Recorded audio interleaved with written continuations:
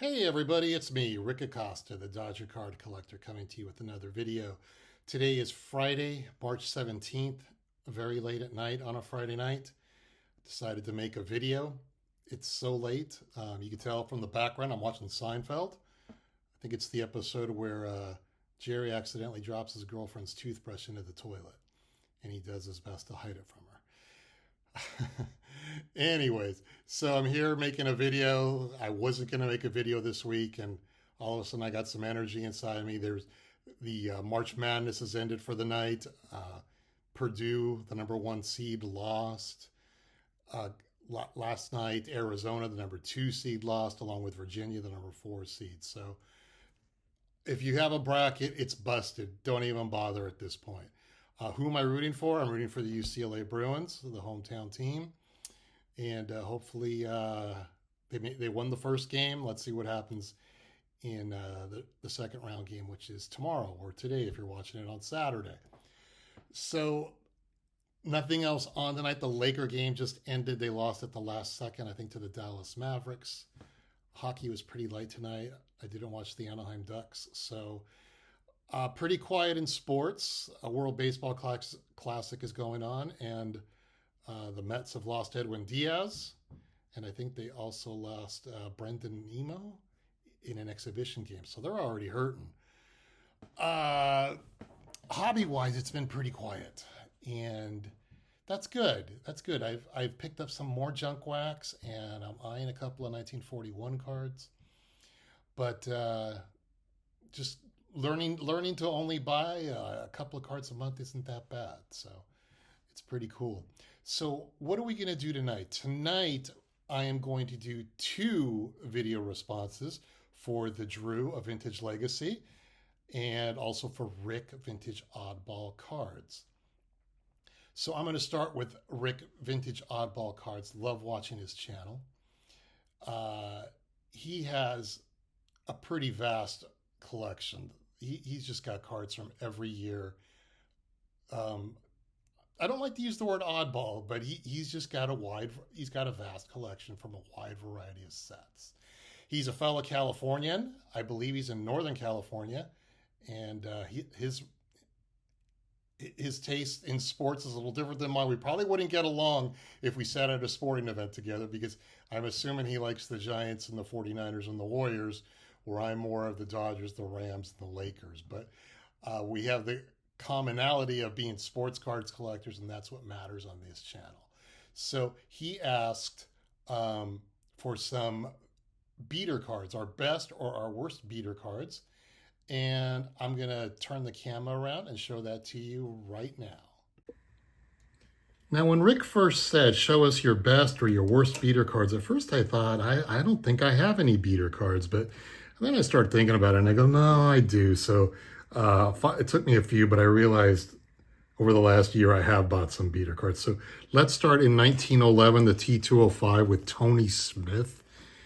You can barely, in my opinion, you could barely read his name, but I picked this one up just because I wanted a T205 Dodger card. So here is Tony Smith.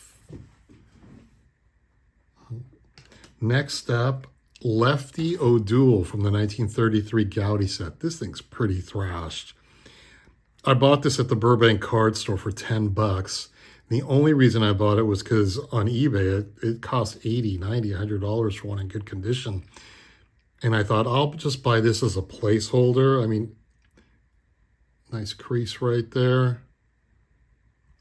I think if I didn't say this already, this cost me only $10. So 1933 Lefty O'Doul. Another card that I bought for the same reason from 1933 is the 1933 Gowdy Hack Wilson. I kept, every time I see a graded one, it costs several $100s.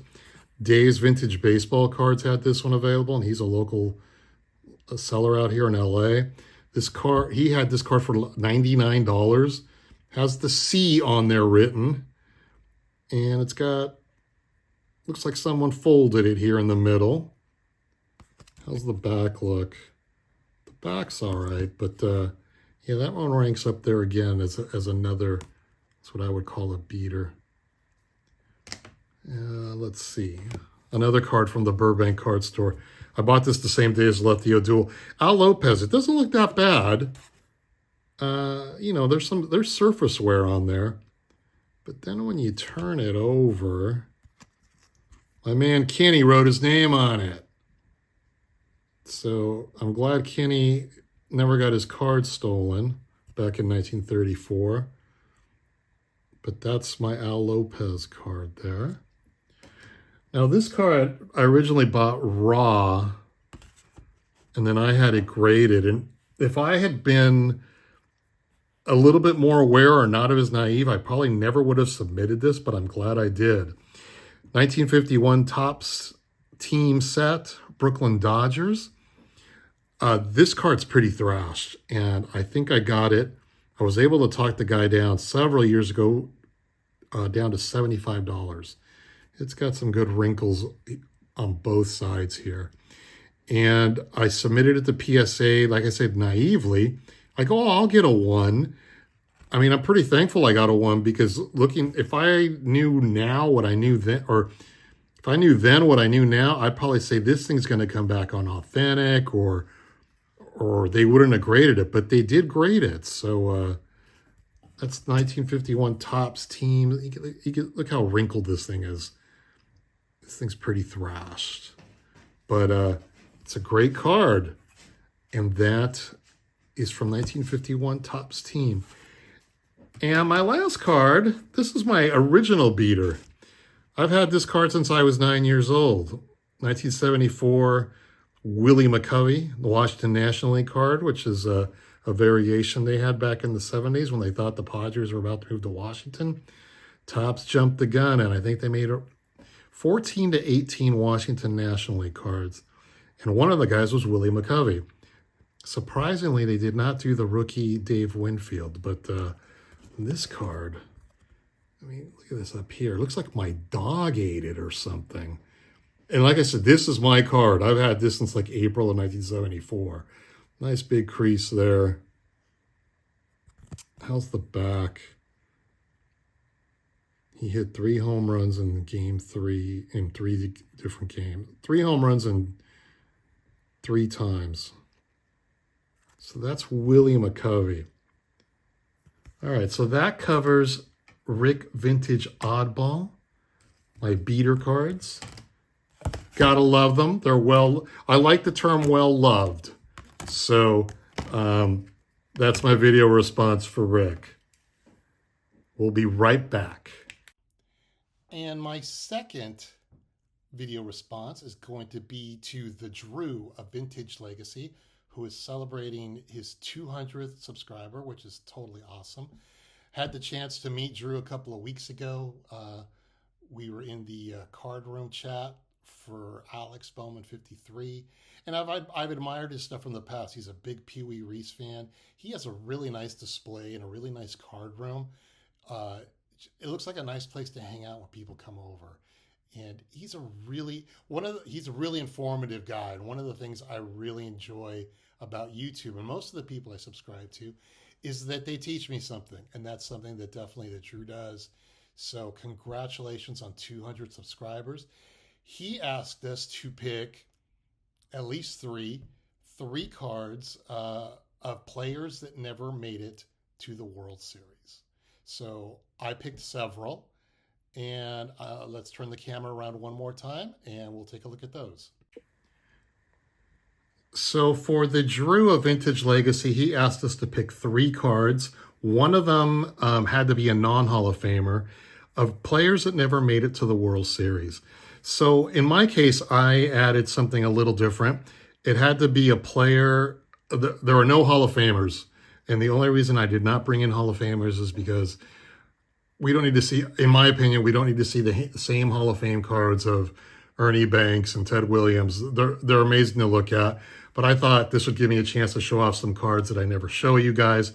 And these are players that I admired growing up. So these are players that predominantly played late 60s throughout the 70s and potentially into the early 80s. And like I said, these are guys that I admired and I liked their cards. So I'm going to start first off with the 1963 Topps Jim Fregosi. He was like the first great Los Angeles Angels player. Never made it to the playoffs as a player. Played for the Angels, played for the Mets, played for the Texas Rangers, played for the Pittsburgh Pirates. I think that's where his career ended.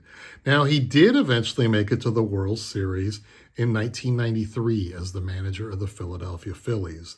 So that was his one opportunity to participate in a World Series. Phillies didn't win that year. The Blue Jays ended up winning that. I think that was the year of the Joe Carter home run. So this is my 1963 Topps Jim Fregosi. My next guy, and I remember this guy when I was 8 years old. This is my 1964 Topps Rusty Staub. Staub started off with the Houston Colt 45. They later became the Astros. Went to the Montreal Expos in the expansion draft. Finally got an opportunity, and this is where I first noticed him, was in the 1973 World Series for the New York Mets against the Oakland A's. And he was phenomenal. I thought at 8 years old, I just admired everything he did. I think if the Mets had won that World Series, he probably would have been the MVP. But the A's won the second consecutive World Series. They ended up winning 3 in a row. And that was Staub's one chance. He played with the Mets a few more years before he got traded to the Detroit Tigers and ended up back with the Expos. I think he ended up back with the Mets somewhere late 70s, early 80s. But here's the Topps Rusty Staub from 1964. Here's a guy that I really loved as a child, Bobby Mercer. When I first started watching baseball, the Yankees were no longer the Yankees that the Mickey Mantle, the Babe Ruth, the Lou Gehrig, the Joe DiMaggio type Yankees. They had Bobby Mercer, and they played at a pretty old-looking Yankee stadium when I first started watching the Yankees play. But Mercer was their best player, and he was arguably one of the better players in the American League. And, the Yankees started getting better and better, and Mercer was a good player. And then one day, George Steinbrenner traded him in a big deal for Bobby Bonds, and Mercer didn't get a chance to play in a World Series or a postseason game until 1981 when the Yankees played the Dodgers in the World Series, and he came up as a pinch hitter in Game 6 and almost hit a grand slam home run, pinch hitting for Tommy John, which was a big controversial move. Yankees manager, I want to say it was Bob Lemon back then, took out Tommy John very early in the game because the Yankees had a chance to score some runs. Mercer came in and hit a long fly ball to right field. For a moment there, I thought it was a home run, but it was caught at the wall. But like I said, I was a big Bobby Mercer fan growing up in the early 70s. I know that there are a lot of Yankee fans out there that admire him, and he was a great baseball announcer, and he passed away a few years ago. And love this card from 1970. Look at the patch that they wore back then to commemorate the 100th World Series of Major League, or the 100th anniversary of Major League Baseball. Just a good looking card. All right, my next guy, Bill Buckner. Careers aren't defined by one moment, and Bill Buckner had a great career. And he played with the Dodgers and was one of the guiding forces to lead the Dodgers to the 1974 World Series. I believe he won a batting championship with the Chicago Cubs. He finished with almost 3,000 hits, and he played in a couple of World Series. He didn't win. He's a great player in my mind, and I think he should get some Hall of Fame consideration. And I have to admit, when people talk bad about him, I get a little defensive, and that's why I said, let's not judge somebody by one card or one play that just messed things up. So Bill Buckner, a nice guy, one of my favorite Dodgers. And this is his 1973 Topps. He was the first baseman. And some guy by the name of Steve Garvey ended up moving to first base, and Bill Buckner ended up moving to left field. And that really propelled the Dodgers in 1974. Bill grew up a Giants fan. If Rick Vintage Oddball Cards is still watching, he probably likes that part. I was a big Bill Buckner fan. I met him once when he was on the Cubs. Just a sweet man. And Good player. So Bill Buckner is next on my list. And here's a guy that I really liked watching pitch, and I loved this card for some reason. Steve Rogers pitched for the Montreal Expos his entire career. He got close in 1981. He made it to the NLCS. Pitched against the Dodgers in Game 5, and unfortunately for the Expos, they did not win. But this guy, he was one of the better pitchers back then in the late 70s, early 80s. And the Expos just didn't have too much going, but love this card. I don't know why. So that's Steve Rogers. I've showed this guy to you in another video. Bobby Bonds. Used to play for the Giants, was traded to the Yankees. Then he was traded to the Angels, and he was traded to the Rangers, and he was traded to the White Sox, traded to the Cardinals. He was a very good player, and he was almost MLB's first 40-40 player. And in 1973, I think he had 39 home runs and 43 stolen bases. So he predated Jose Canseco by 15 years. Great player, just never seemed to stay in one team very long. And I liked this card. He's on the Yankees. This is one of his, I think he has 3 Yankee cards. He has 1 in 75 and 2 in 1976. He has this one in some type of highlights card. I was a big Bobby Bonds fan, though. He was a great player. He never made it to a World Series either. This guy I loved as a kid. Fred Lynn. Oh, my God. I grew up in the town next to Fred Lynn. Fred Lynn grew up in El Monte, California. And I grew up in a town called Temple City. And the Red Sox, I was 10 years old when they made it to the World Series in 1975. Fred Lynn was the MVP. Fred Lynn was the Rookie of the Year. I think he won the Gold Glove. I remember he got injured in the World Series. He dove into the center field wall, hit his head. He was just a great all-around player. When the 1976 card came out, I remember there not too many people at school had it. So I was one of the kids who did have it and loved that card. But this one I really liked. I don't know if I ever show off cards from 1977. But I like this card, American League All-Star, swinging away. Fred Lynn, one of my favorites going up. Nice guy, just had knee replacement surgery. If you're on Twitter, he likes to post. He seems like a really nice guy. And my last player, Brian Downing. Brian Downing started his career with the Chicago White Sox, played there for a few years before he was traded to the California Angels. Had an opportunity to play in the postseason with the Angels in 1979 and 1982. 1986, he was 1 game away from going to the World Series. Just didn't happen for him. The Angels just were cursed. Sometimes they still are cursed. But Brian Downing was one of my favorite guys growing up. Knew how to play behind the plate. Good hitter, funky batting stance. But love this card from 1980.